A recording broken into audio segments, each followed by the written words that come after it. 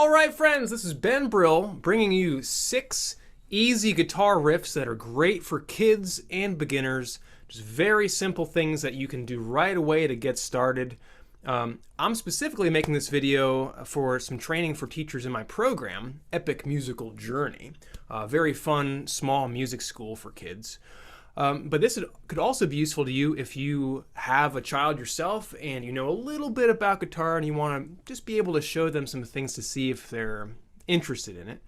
It can also be good if you're a guitar teacher and you're looking for really short, simple things to do. All right, so let's make it happen. Number 1 is an actual song from Metallica. Nothing else. The song is called Nothing Else Matters. I'm just going to show you the thing and then we'll talk about technique. We can do this song entirely with one hand. So here's how that's going to go. I've got my low sounding string here, my lowest.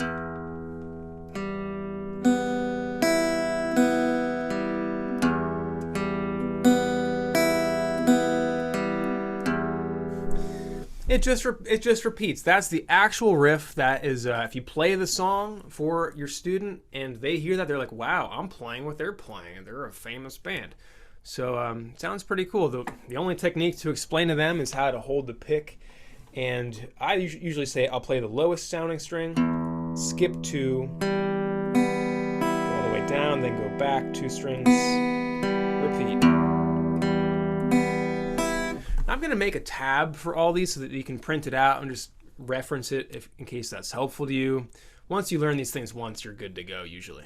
And by the way, everything I'm about to show you will work just fine on a Loog guitar, if you've got one of those, which is a 3-string guitar, really good for kids. I like them a lot. I don't use them for all kids, but quite a bit of my students are using them and having a great time.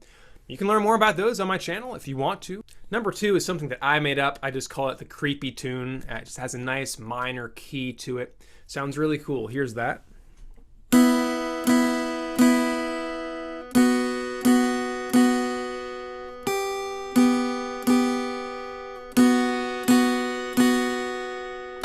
It just repeats a few times.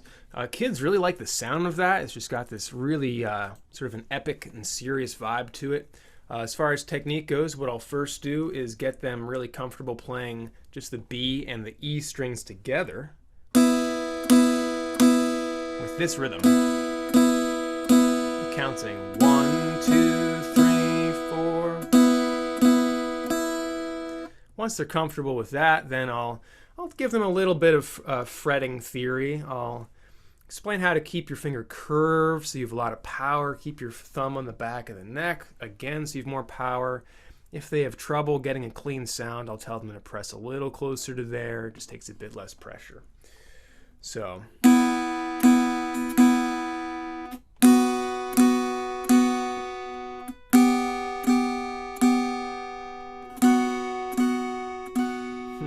And they can just keep repeating that, and they're probably going to enjoy that quite a bit.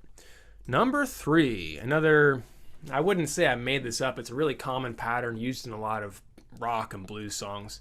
It goes like this. I'm going to play it on the high E string, but you can play it on any string.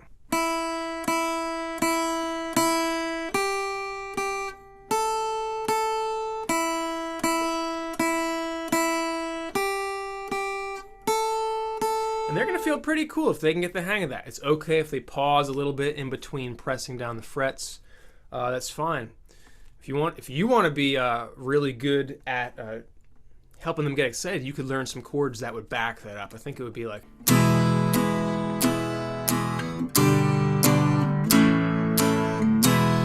And if you're accompanying them with that, they're going to feel amazing. Next. Number 4, we're getting into some movie themes now. This is the theme from Jaws, which hopefully the kids haven't seen that. Here's how it goes.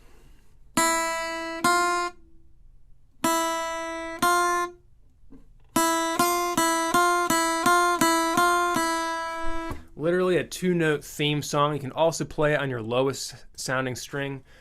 Now, it's pretty simple, but there is still bit of coordination between those 2 hands, so it's great for getting them some practice. You're going to see me picking over here so you can see both of my hands, but usually, I would be picking down there.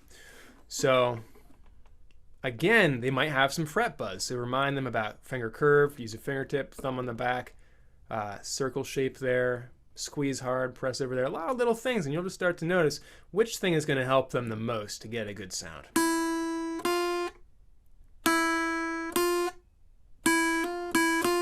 You notice I'm doing a bit of muting there to make it staccato, make the sound cut out.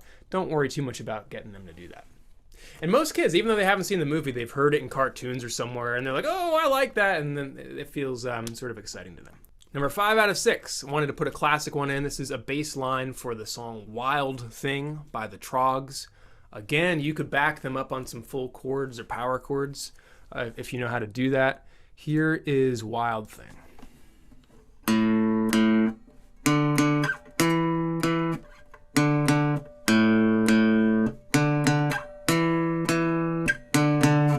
Notice I'm playing on the A string of my guitar, but since it's all on one string, you could also play it on Loog. You could play it on any string there if you wanted to.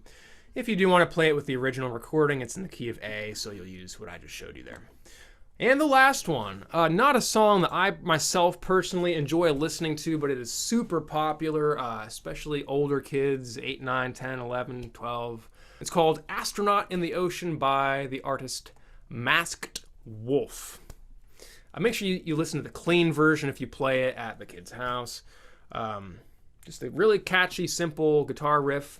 You can play it on the low E string to match the song, or if you have a Loog, you can play it on the high E string. Here's that.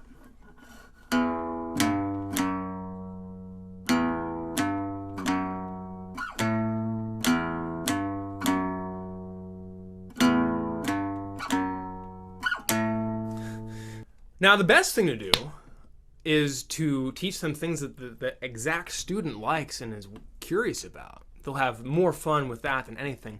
But these things will give you some ideas for how to get them started, just doing very simple things to get them, hopefully get their excitement sparked, because they'll feel like they're able to do something that sounds cool. That's it. Thanks for watching, and I'll see you next time.